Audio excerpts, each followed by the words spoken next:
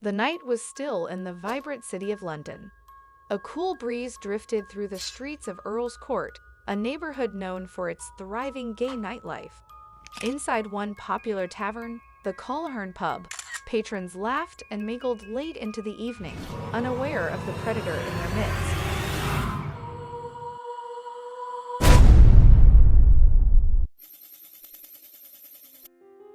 Hi guys, and welcome back to Crimeco, where we break down some of the most gruesome true crime cases from all over the world, giving you the most up-to-date detailed information. If that sounds like something you are interested in, be sure to subscribe and don't forget to give this video a like. A like from you really helps the channel. Thank you. Now let's dive in. Our story begins in the working-class town of Dartford, located just outside of London. It was here that Coline Ireland entered this world on March 16, 1954, to unmarried teenage parents. Shortly after Ireland's birth, his 17-year-old mother was abandoned by Ireland's father, whose identity remains unknown. From the very start, Coline was dealt a difficult hand in life. Barely more than a child herself, Coline's mother struggled to properly care for her newborn son. Within months, Coline's father had abandoned them both, leaving the young family to face overwhelming hardships alone. Desperate to provide, Coline's mother frequently moved them around in search of work, uprooting the boy from any sense of stability. By age 10, Coline had already attended 6 different schools due to all the transitions. He was often bullied for his lanky frame and confused upbringing. With so much change and lack of support, Coline quickly fell behind academically and socially. Deep wounds were forming in his psyche that would take their toll for decades to come. As a teenager, Coline spiraled further into trouble, racking up convictions for theft and other petty crimes. He found himself redirected to harsh juvenile facilities, subjecting him to even more trauma. Upon release, Coline floundered without purpose or caring role models to set him straight. It was during this lost period that Coline first explored his sinister fascinations. He took interest in acts of violence and pushing boundaries to test his control over others. While still below the surface, the seeds had been sown for Coline's depraved acts to eventually blossom. The man police would know as the Gay Slayer was just beginning his terrifying transformation. As he entered his 20s, Coline continued drifting through life with no direction. Petty crimes became his way of filling empty days, landing him in and out of jail.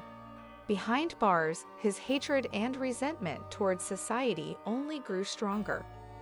Upon release, Coline found solace in fantasy and fixation. He obsessed over topics of violence and control over others. Flirting with more dangerous behaviors, Coline discovered a surge of excitement in risk and rule-breaking. In his late 20s, Coline attempted to settle down and present a veneer of normalcy. He married for the first time but subjected his wife to mental and emotional abuse. Coline also held various jobs, though his temper regularly led to trouble. Nothing could contain the storm raging within for long.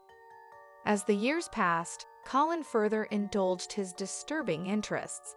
He studied paramilitary techniques and stalked the moors, fueling delusions of being a survivalist.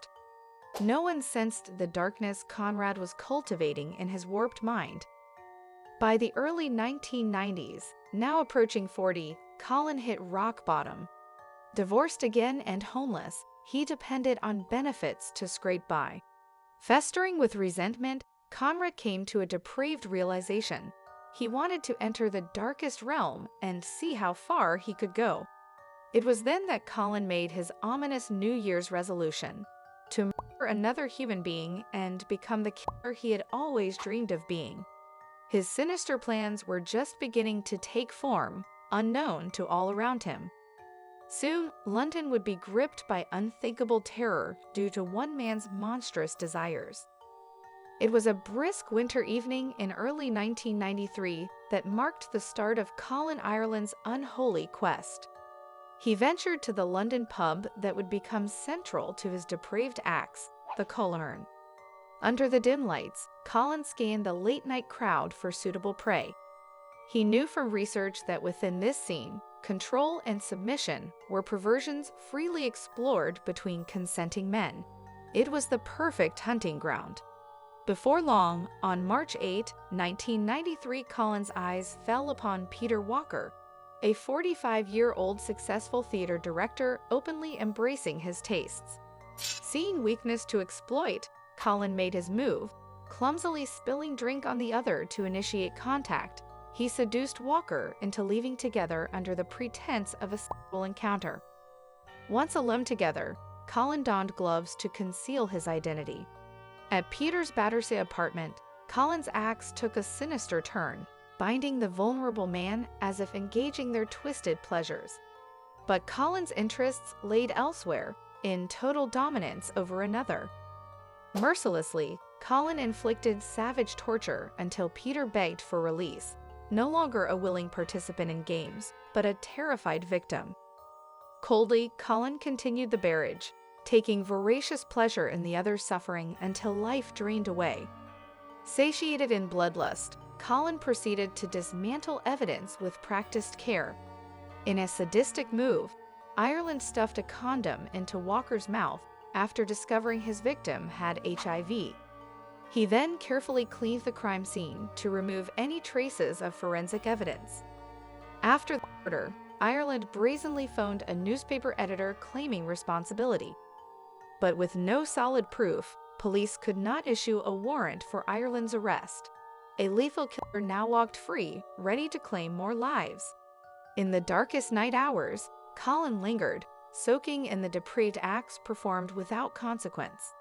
Only when assured of escaping notice did he disappear, blending back among regular people without a second thought for the ruin left behind. Colin had taken his first step beyond the bounds of humanity, and with success found in murder, his compulsion had been awakened to indulge again and again without limit. Little did London know, but its streets now harbored a merciless monster. The hunt was only beginning. Colin's killing spree was prepared to sweep the city into deepest horror. With his first murder fulfilled, Colin Ireland felt emboldened by the thrill of ultimate power over life and death. He had tasted a dark nectar few dare sample and craved more.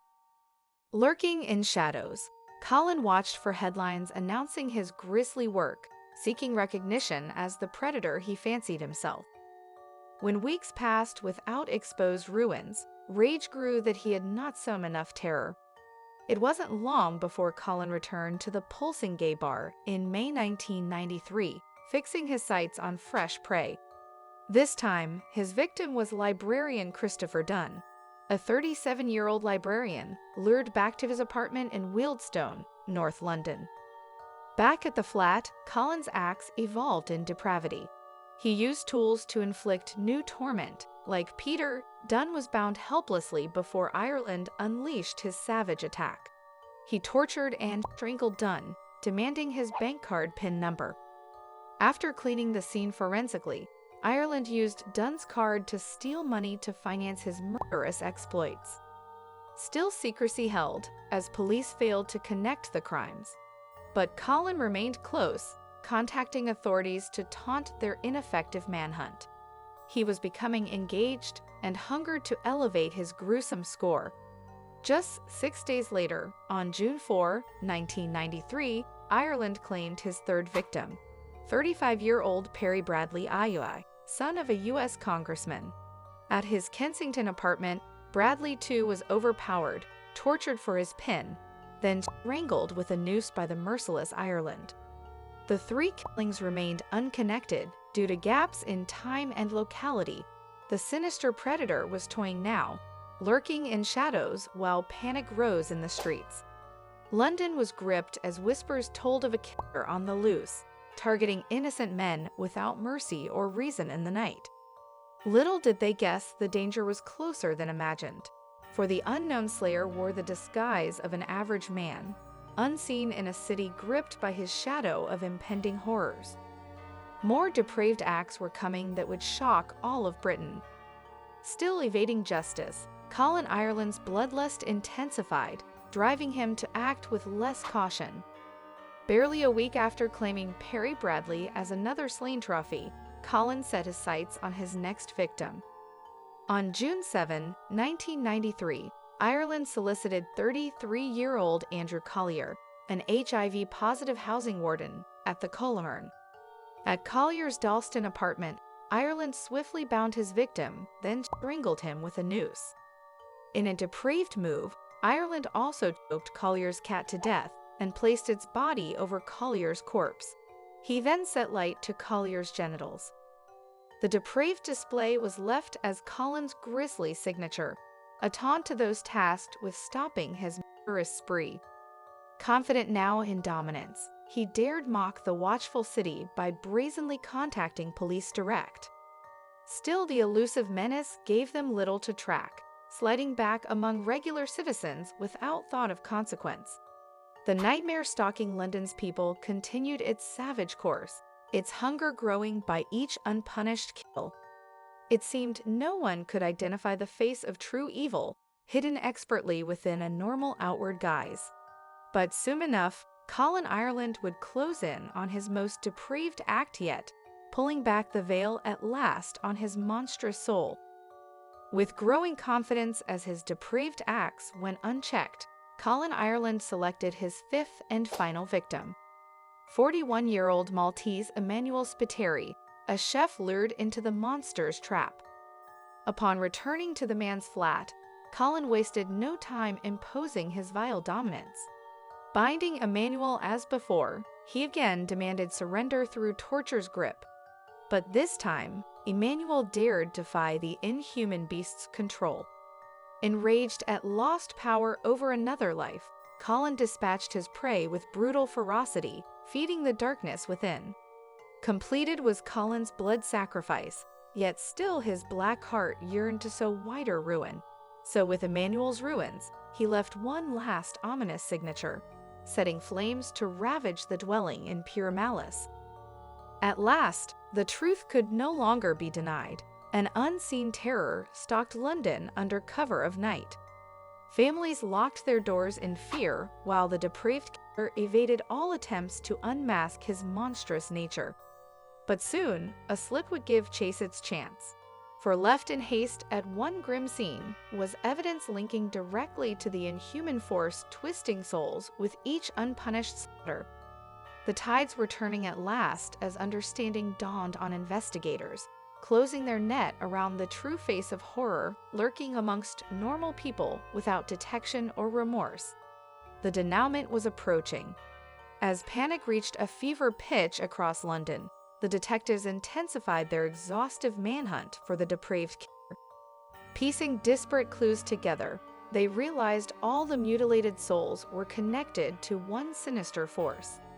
Breaking the case was a chance fingerprint left behind in haste at one grisly scene. Run through records, it matched a past minor crime, leading the trail to Colin Ireland's very doorstep. At last, the monster was confronted, dropping his guise among regular folk. Though trying first to deflect onto another, Colin's elaborate web of blood began unraveling under interrogation's pressure. Crumpling, he finally spilled his gruesome confessions, recounting each depraved attack in disturbing detail without remorse. His compulsion had been sated, yet the tormented souls of Ireland's victims could never be restored. When brought before the courts, Colin calmly pleaded guilty to his unspeakable acts, avoiding further spectacle but securing his place among history's most depraved criminals. Sentenced to 5 life terms, Ireland would rot away his days in cold isolation. Though locked away, the scars of Colin Ireland's monstrous deeds would endure for all touched by his shadow of depravity and violation of life's sanctity. May this horrific case stand as a reminder of the darkness that can breed even within regular guise. Justice was done, yet the nightmares planted by one tormented soul could never be fully rooted out nor forgiven. Colin Ireland's depraved acts showed that true monsters sometimes walk free among us, invisible until unleashing humanity's greatest torments. His was a story to chill all who bear witness to its evil. Don't forget to like, subscribe, and hit the notification bell to stay up to date with the latest true crime cases. We appreciate having you as part of our community as we explore the mysteries that continue to fascinate us all. Stay curious and remember, justice may stay hidden in the darkest corner. Thanks for watching and see you on the next one.